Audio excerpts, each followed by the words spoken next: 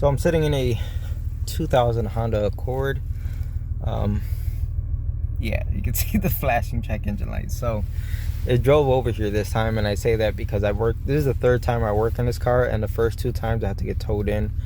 One time the serpentine belt was shredded because the I think the tensioner or the idler pulley, one of them, was completely seized, and it shredded the belt, so it got towed in for that. And then the wheel bearing on the front right side got so bad that like the wheel was ready to fall off on this thing, so it got towed in for that. And so yeah, it's the first time it actually drove over here. Anyway, flashing check engine light, and the owner called me and he said he wants to get a tune-up done. And keep in mind, I have not looked at this car previously. I did not diagnose it. He just said, hey, order me the parts for a tune-up, and I want to get a tune-up, and that's what it's here for. So anyway, you can see it's running, and it did stall when I first turned it on. It ran for like 2 seconds and then turned off, and then I got it to stay running. But as you can see, the check engine light is flashing. When we check codes here, it says almost every single cylinder has had a misfire at some point. Even got evap codes.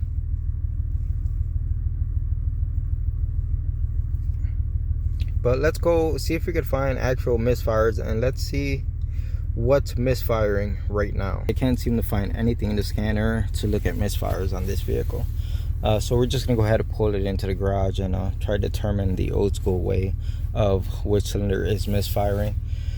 One thing I can tell you is I could smell gasoline just sitting in the car here for a few minutes. I feel like I'm getting lightheaded, so let me move this car. I could definitely smell gasoline. All right, let me check the exhaust, see what you could hear the pop pop pop pop pop. I'm trying to see if I could smell like gasoline coming out the exhaust, you know, indicating like a stuck open fuel injector. No, I'm not smelling the gasoline back here because this car just rotted away. Look at this. Yeah, this thing's ready for the junkyard, guys, but the owner's trying to keep it on the road. This car would qualify for like the Ghetto Hoopty Chronicles. It's been a while since I had one of those on the channel, right? All right, so back to the Accord. I got my coffee, and one of my favorite coffee mugs. It does smell like gasoline in the garage. I know some of you are thinking, well, could the gasoline smell be related to the misfires, like low fuel pressure because it's leaking somewhere? Well, I had the car running and I was looking underneath the vehicle, and I did not see any gasoline pouring out onto the ground. Plus, when I test drove it, it didn't, just stumble and fall on its face like a car with absolutely no fuel pressure. So I don't think that's the issue. All right, engine is running. Let's start disconnecting the coils one at a time, see which one makes a difference or doesn't make a difference.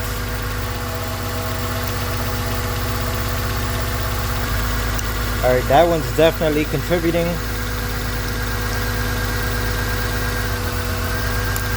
That one's contributing. So is that one. Of course, it's never one of the easy ones, right? These aren't too bad to get to.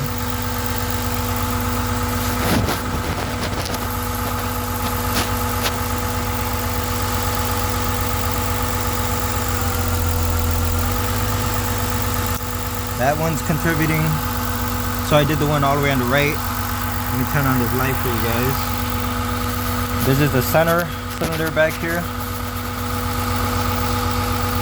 Oh, we got a winner. I'm gonna go ahead and plug it back in. Yeah, absolutely no difference. Okay, so let's try the final one. Oh, definitely. So I don't know which cylinder this is, but it's a center cylinder on the bank against the firewall. Looks like we got a bad ignition. Well, I don't know, but I'm assuming it's a bad ignition coil because it's the most common thing. Let me go ahead and turn this engine off. So now that we know which cylinder is misfiring, let's look at the parts that we have. So I picked up 6 NGK spark plugs, good stuff, 2 Denso ignition coils, and 1 throttle body gasket, because I figure, this car probably needs a throttle body cleaning, and it's just some maintenance that I decided that I'll do while it's here. You're wondering why did I get just two ignition coils? Well, because when the owner first contacted me about this, he said he wants to get a tune-up, and it was kind of a little sus to me, you know what I mean? Because I'm like, I know this car and I know the owner, and I'm like, he wouldn't be contacting me if there wasn't an issue, because this car is kind of ran into the ground, and he wouldn't just randomly be like, yeah, let's do a tune-up out of nowhere. So I kind of suspected something was wrong. So I asked him, what's wrong? And he's like, yeah, it's not happy. It's kind of like shaking like crazy. So he's like, and the check engine light's flashing. So that's when he said he wants to do the tune-up. He's like, I want to change the spark plugs and wires. Well, he doesn't know that, or is just unaware that this engine doesn't have wires. It has ignition coil per cylinder. But the thing is, if you go that route, first of all, it's unnecessary. Second of all, it gets very expensive replacing all 6 ignition coils when it's not necessary. So here's my thought process for buying just 2 of them. The chances of having one bad ignition coil causing whatever symptoms he was describing, very high, right? Is there a possibility that there could be 2 ignition coils that have failed? Yes, I could see that. It's kind of a stretch, but I could see that. Now, on a V6, is there a possibility that there's 3 failed ignition coils? Highly unlikely, because I know the car was still driving, and I don't think this car would be driving very well on 3 out of the 6 cylinders. I could be wrong. Maybe someone's going to say, hey, I've seen this engine run on 1 bank. Who knows? But it's just, you know, that was just my process of going through it on why I could justify getting 2 but not 3, because that's where I draw the line on how, you know, the engine would be running if 3 cylinders were down. Anyway, what I'm going to do is obviously replace the all the spark plugs, and the center cylinder back here is going to get the new ignition coil, and then the spare ignition coil is just going to go into one of the rear. Whichever one looks the worst, I'm going to replace that one, and that'll be it. So let me go ahead and start tearing into this, get the spark plugs out of it. So I just thought about something. Compression. We can't really rule out, you know, if there's a compression problem. If there is, then there's honestly no sense in even putting spark plugs or coils on this thing, wasting money. You get what I'm saying? So one easy thing we could do is just listen to the engine while it's cranking. I've already gone ahead and disconnected all of the coils, so it shouldn't start. And we just want to make sure the cranking sounds consistent. Now I could get all fancy and get the scope and do a relative compression test, but guys, it's not necessary. We're just gonna listen to the engine.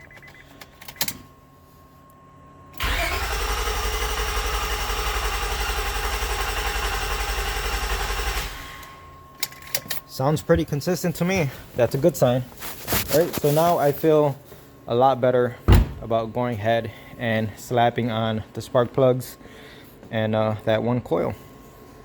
Oh, and before anyone says anything, yes, I know we could have just swapped coils around to confirm that it's the coil, but we're going in this deep, guys. We know it's not compression, or at least we have a pretty good feeling that it's not compression. Okay, so you know what, now that I think about this, I know someone's gonna say, what if it's a bad fuel injector?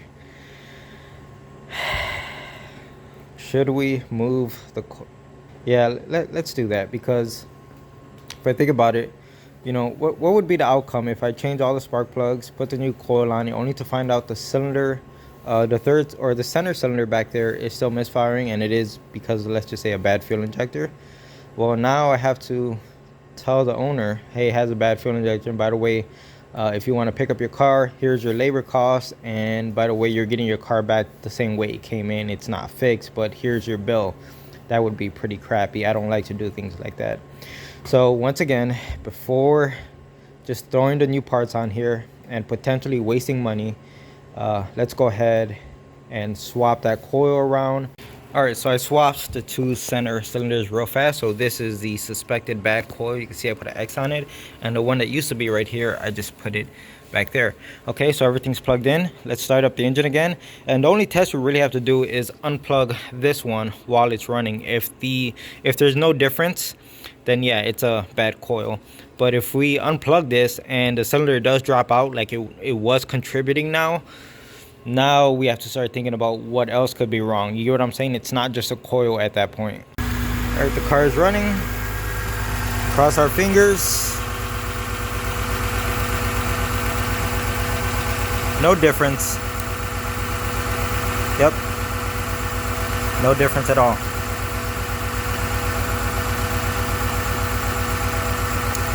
All right, confirmed guys, a bad ignition coil.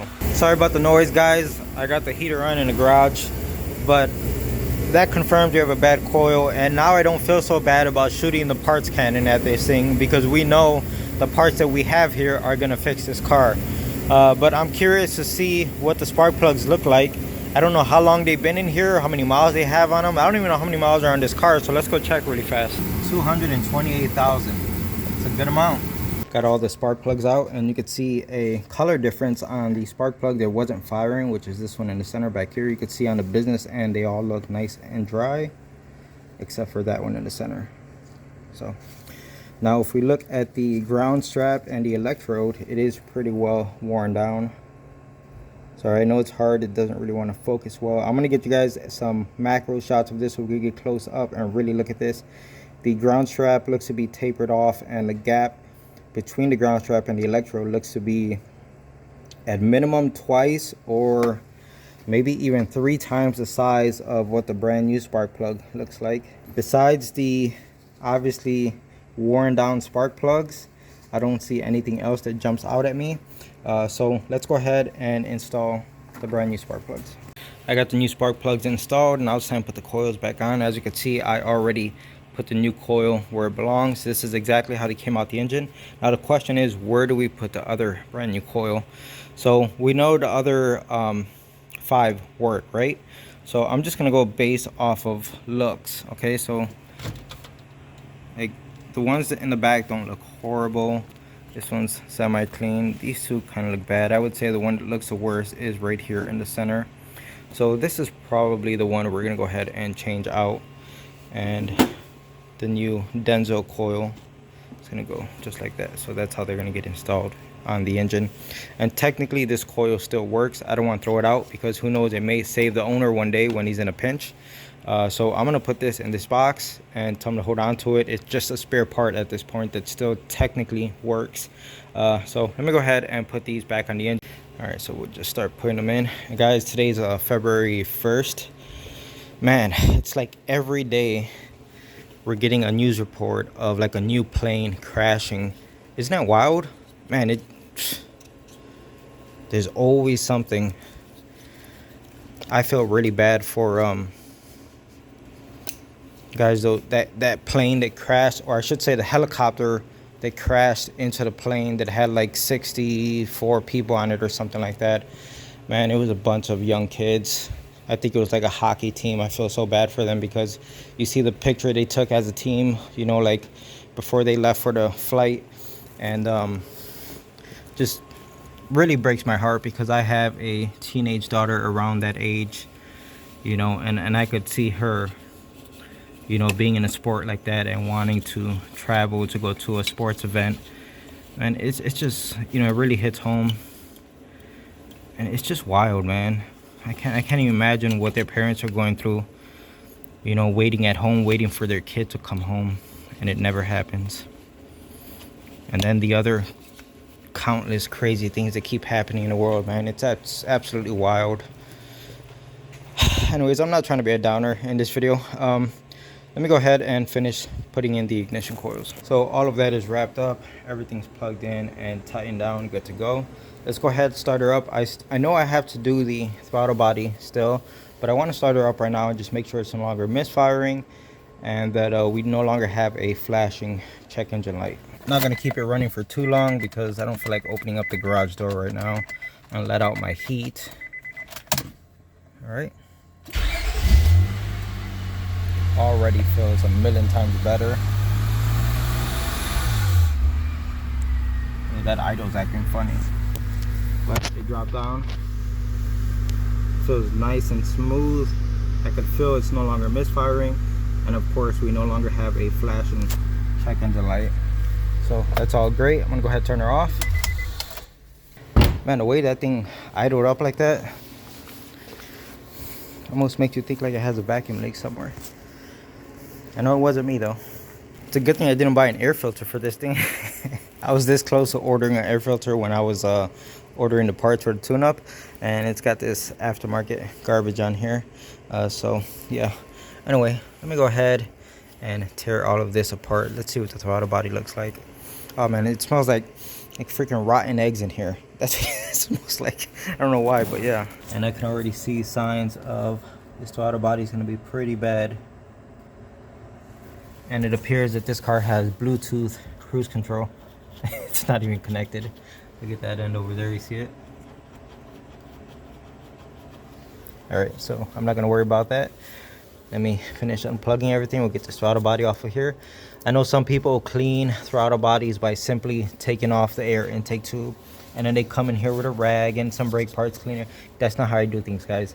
When I'm cleaning a throttle body, I remove it off of the car to clean it 100%, the inside, or I should say the front and the back of the butterfly, and make sure get this thing spotless like if it were brand new. So that's just how I clean throttle bodies. As you can see, I got the throttle body off of the car, and we got to remove this gasket. We do have a brand new one. You got to make sure you pinch off the coolant lines that go to it. Here goes one right here. You can see I got my green hose clamp pliers, and then there's one on the bottom, and I have my orange pliers, basically pinching off the hose so we don't lose any antifreeze. And here goes our throttle body. You can see what the back side looks like. And I might pull off the idle air control and see if that moves freely, because they can get gunked up and that could affect idle. So let me go ahead and clean this up. I got a lot ahead of me. Alright, so I got it all taken apart, and of course I have some more cleaning to do inside of that port right there. I haven't even focused on that yet because I just focused on taking this part apart. So this is the actual idle air control valve, and this thing opens and closes to let a certain amount of air through. And when I first started, it was all gunked up with crap in both of these ports right here, and when you try to spin this right here, you could feel a lot of spots where it was really rough. So after cleaning it out really good with a brush and brake parts cleaner, it felt pretty smooth. But then, you know, I just kept trying to get all of the crap that was built up inside way back there with brake parts cleaner, and eventually got to a point where there was no more like dirty brake fluid coming out of it as I sprayed it, but the shaft itself didn't feel as smooth. It felt kind of like, I don't know, like really dry, like a dry bearing. And which makes sense. You could see there's a bearing here, and there's probably a bearing back there. So anyway, you know, you're cleaning it out with brake parts cleaner, so any lubricant or grease that might have been in there, you went ahead and wiped it out. So I just grabbed some new oil, and I just put like 2 little drops of oil back inside of here, so that it makes it like back into this housing. And now the bearing, or now the shaft, spins super easy. Look how easy it's spinning just with my finger. You can tell there's nothing restricting it anymore, and it looks real good. I'm gonna go ahead. Oh, that port is clean. I was gonna say I want to make sure it's cleaned out, but you can see right through that port right there. So I'm gonna go ahead and put the O-rings on this thing, reassemble it, and I'll finish cleaning out the throttle body. So I'm all done with the throttle body. It's fully assembled. You can see it looks a million times better. Same thing on this side as well. It's dingy old metal, but it is clean, and it's just about ready to go back onto the car with the brand new gasket. Now, one thing I did notice when I first pulled this car in, the accelerator pedal, it felt like it's sticking. So like you're waiting at a stop sign or a red light, and you go to hit the gas, and there's like resistance, and then you got to push the gas pedal harder than expected just to get the car going. And that was a very clear sign of a dirty and sticking throttle body. And sure enough, once I took this thing off, and it was, you know, when it was still dirty, if I tried to crack open the throttle plate just using my hand here, you could feel how hard it was to get the throttle plate to move. And now after cleaning it, that's like butter smooth. You know what I mean? No issues at all moving this thing. So it should make a noticeable difference just in daily driving. And of course, nothing ever goes as planned. So this is like a paper gasket or something on here, and it is like completely seized or just glued onto the intake manifold. You can see it's coming off in pieces. The best thing to do here is to extract these 2 studs, and then I could use some air tools to just get rid of this gasket really fast. I actually have this tool from Gear Wrench for removing studs, and I'll show you guys the kit and the part number for that.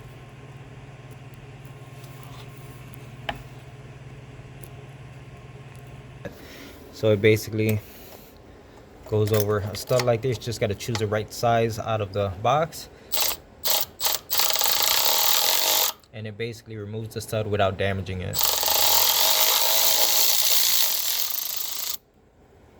All right, and it comes out. Zero damage to it. Looks perfect. Go ahead and get the other one out. And yes, I did break these free off camera.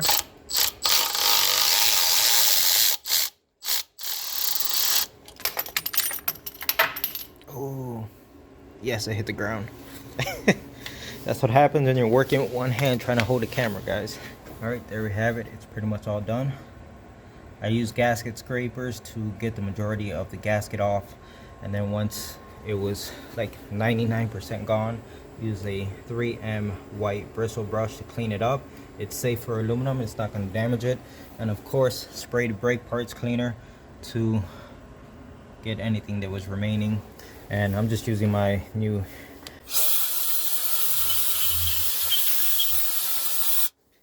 basically cordless air blower to clean up the area right here, and everything looks really good. So I'm gonna go ahead and reinstall those studs. We'll put the new gasket on it. And that tool that I used to extract the studs, I'm gonna use that same one to reinstall them.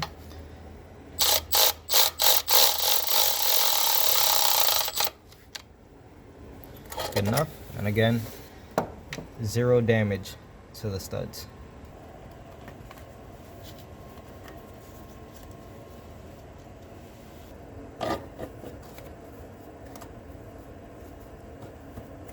She's fully reassembled.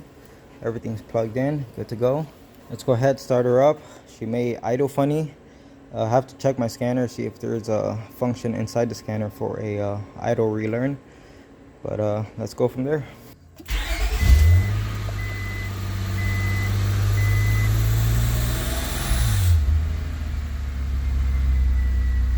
You saw how I went up to like 2500 and then came back down. It did do that before we even touched the throttle body.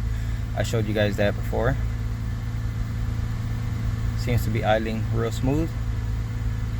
Again, no misfires.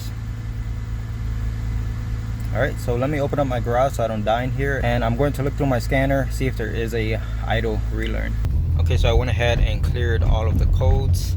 I did not see a function for idle relearn inside of my scanner, so I'm just driving it around. And the first thing I'm noticing is that the accelerator pedal does feel a lot smoother. I don't feel like it's like it's so hard to describe, guys. It just feels like when you go to push the pedal, it doesn't want to do anything because it's kind of like stuck, and then it just pops free and then the car starts accelerating. All that's gone. The accelerator pedal just feels nice and smooth all the way through. And as I'm driving, I can feel the steering wheel has like a wobble to it. Either it has the bent rim, or one of the tires, the front tires, has like a titty on it, like a bump. You guys know what I'm talking about.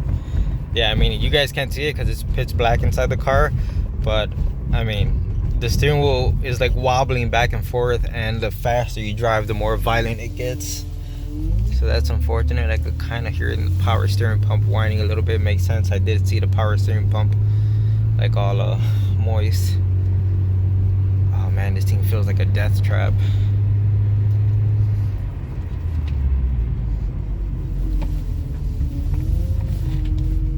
Well, the guy drives it every day, really far distances. This is his work car, and that's why it's got so many miles, and it takes a beating. But yeah, so no more misfires. It's running nice and smooth. I just want to see if I could kind of get this idle thing under control. I mean, it's not doing anything crazy, but you know, I hate to give a car back to a customer with, you know, idling issues and tell them to just drive it, see if it gets better. So I'm going to look online, see if there's any certain procedure for these older Hondas on how to do a manual like idle relearn. But anyways, guys, that's gonna be it. It's as good as it can be. So I'm gonna go ahead and close out the video right here. I hope you guys enjoyed watching it and coming along for this one. Hopefully we don't see this turd back in the garage too soon. Anyways, thanks for watching. So just an update on this Accord. I brought it back into the garage. I checked all of the tires. I don't feel any bumps on the tires, but remember, specifically we were feeling that bump or wobble in the steering wheel, so it has to be up front. And sure enough, on the front left tire, you could see how bad the tire is worn down on the inside edge, that it's actually showing the metal wire or the bands. So I got gloves on to make sure I don't hurt myself, but obviously the alignment is out of spec and something's not right here, and that's what's causing, you know, that bump to happen in the steering wheel. And the faster you drive, the worse it gets. So yep, that's what's going on with this one.